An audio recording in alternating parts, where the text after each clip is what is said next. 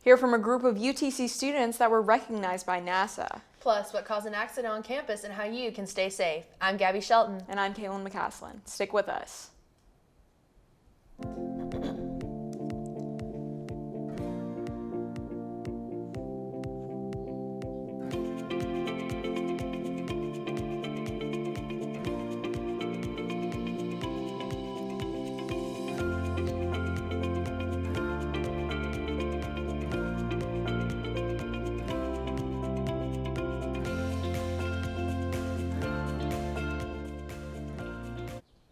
On Wednesday around 10 a.m., a vehicle hit a student riding an electric scooter at the intersection of Douglas Street and Vine Street. A couple of UTC staff members and first responders were seen with the pedestrian after the incident. Lillian Simcox has more on the story.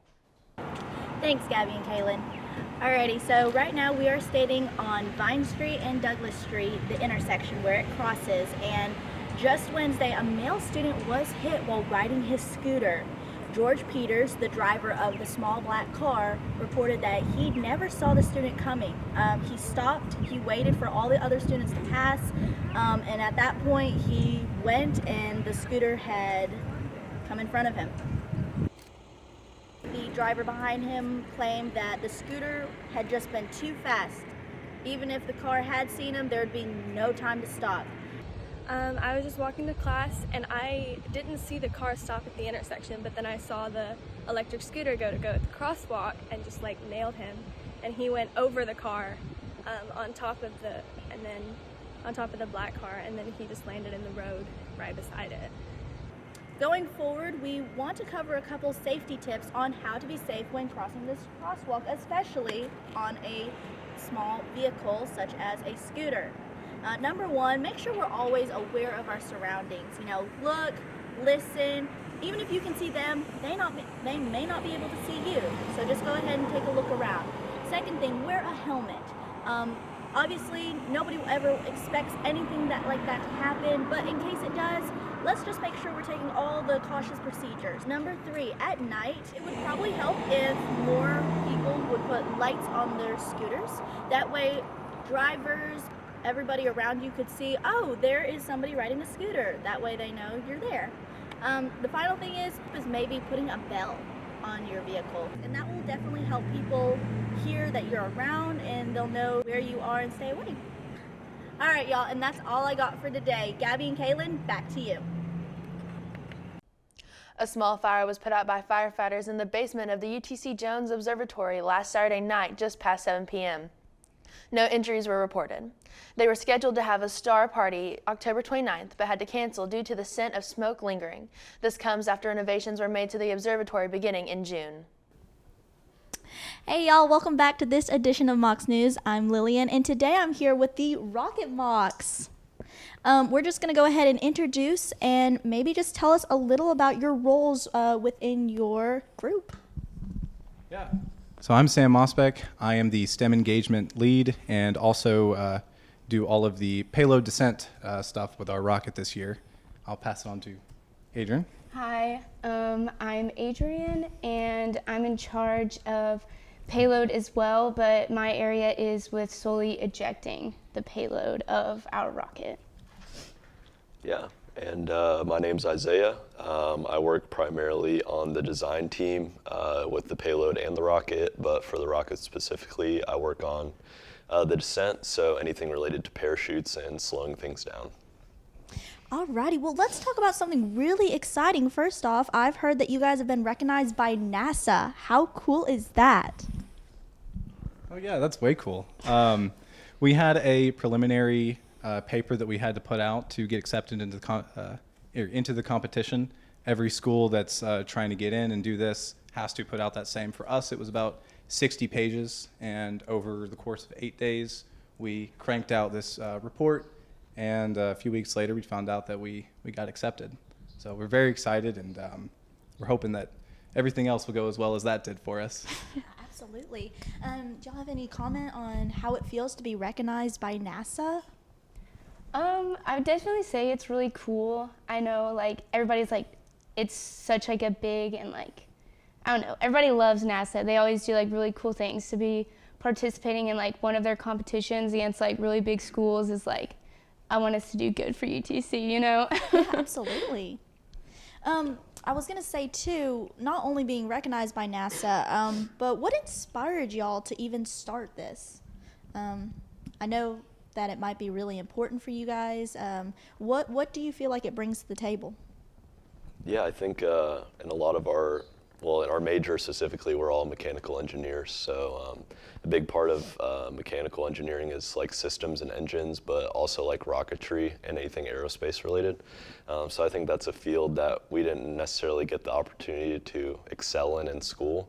There's not a lot of classes related to that, so it was interesting for us to take this on as a project because it's, I think, something we all wanted to do, but we haven't had the opportunity to do in class specifically.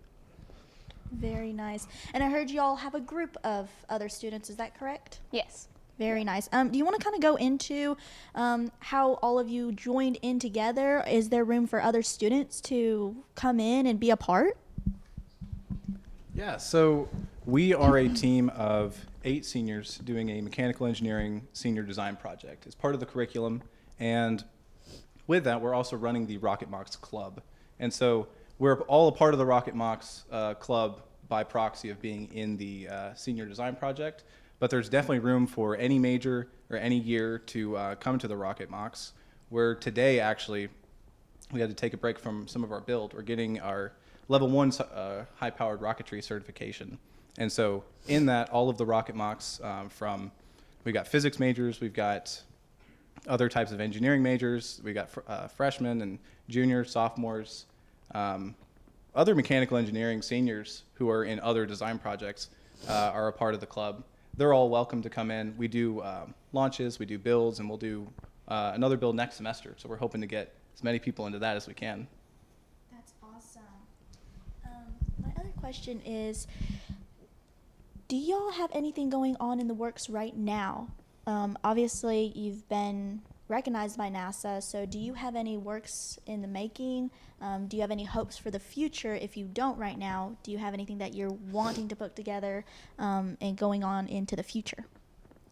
Yeah, so yesterday we had our preliminary design proposal due for NASA.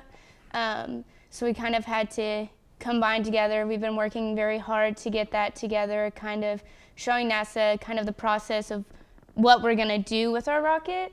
And then we'll have to give like a presentation of our preliminary design as well. Also this semester we have to build a subscale launch.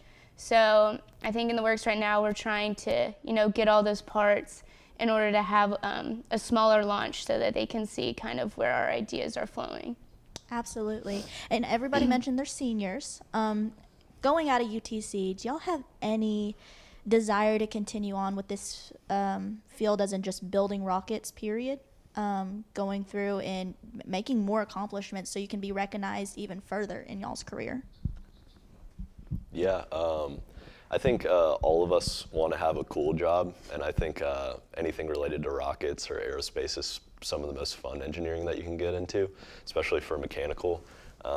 There's factory jobs, of course, you can do like desk job, but being a rocket scientist is something that you want to go home and tell your mom about, for sure. Absolutely. I love anything that flies and anything that can go in the air and go fast. That's all my kind of stuff. Perfect. Alrighty, and my last question is, if you were sitting here and a student was like, oh, I don't know if I want to get involved in this, should I take that class? Should I join your club? What would you say to them to get involved?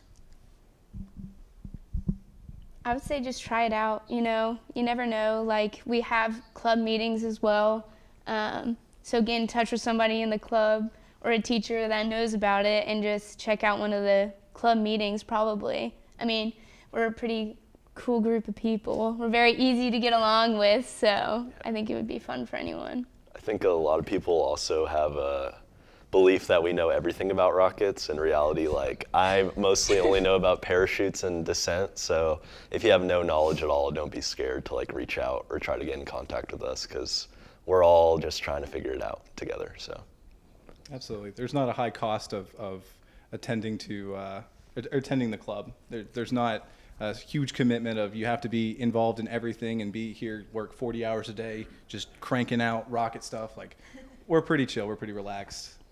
You can come and see what you want to get involved with, and there's no shame if you have to pull out and say, this is too much for me. I've got school stuff that I got to work on. Let me do my own thing. That's absolutely fine.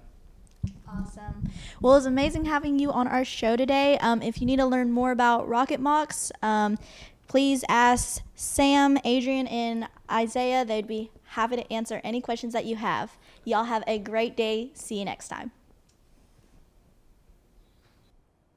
Across the UT system, diversity and engagement will be labeled as access and engagement. Last summer, UT President Randy Boyd announced that the change, and each university was tasked to come up with plans to fit the new policy. In a forum earlier this month, Chancellor Steve Engel and Vice Chancellor for Diversity and Engagement Stacy Lightfoot said that this means they are doubling down on diversity and inclusion. Lightfoot added that the diversity has become a polarized word, but commitment remains. Issues regarding veterans, adult learners, transfer students, and first-gen students were brought to their attention. Plans discussed at the forum will be presented to Boyd on November 1st. This past month was National Breast Cancer Awareness Month, an annual month for people to learn more about breast cancer, how to spot the signs, how to get treatment, and how to support people with breast cancer. UTC took part in the month with PHSA's fundraiser for breast cancer awareness and with the theme Barbie volleyball game where fans wore pink. There were also some tables that showed people's different facts about the condition and the month. UTC will be sure to continue supporting the month next year. It's been a warm last couple of days. Let's welcome back Sam Mosbeck to see what weather for Halloween night has in store for us. Sam? Smoke and wildfires are picking up across the southeast. In Chattanooga, we are in the extreme category for dryness, and it will continue to be that way through the weekend. We only have a 10% chance of rain, so if we see rain today, it won't be much, but it is perfect weather for Halloween weekend. Monday will bring a cold front, and it will be here on Halloween and into Wednesday. Today's high is 81 and mostly cloudy, looking for some record highs of 84 on tomorrow and Sunday, then 75 on Monday, 59 on Tuesday, and 54 on Wednesday. Only a 20% chance of rain on Halloween. I hope you all get out and have some fun Tuesday night. That's all for weather. Gabby and Kaylin, back to you guys. Red Flags Week was well underway this week with several events highlighting awareness to gender-based violence. Earlier this week, the Red Flags campaign, a national initiative, took place with students writing warning signs regarding dating violence or sexual assault on small flags now located behind the Chamberlain Pavilion. Signs such as love bombing, early signs of abuse, and peer pressure were mentioned. Many students gathered at Wednesday's Take Back the Night event, which included a march, a survivor speak out, and a candlelight vigil in honor of survivors.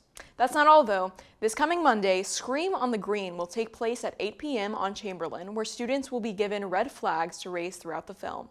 Don't miss it. Mocs Volleyball held a Barbie-themed game in honor of breast cancer awareness. With their biggest crowd of the season, the Mocs were dominant on the court versus the University of North Carolina Greensboro, winning all 3 sets. The band was also in attendance, playing various fight songs to amp up the audience. The 2023 season marks 50 years of UTC volleyball. Their next game is today against ETSU for their annual Dig Pink Breast Cancer Awareness match. It will be at 6 p.m. in McClellan Gym.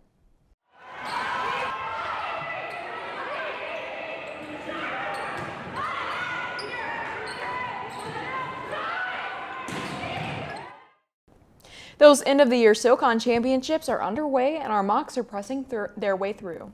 Katie, are you excited for what UTC has in store for the wrap-up of this season? Absolutely, and I smell another win coming along for sure.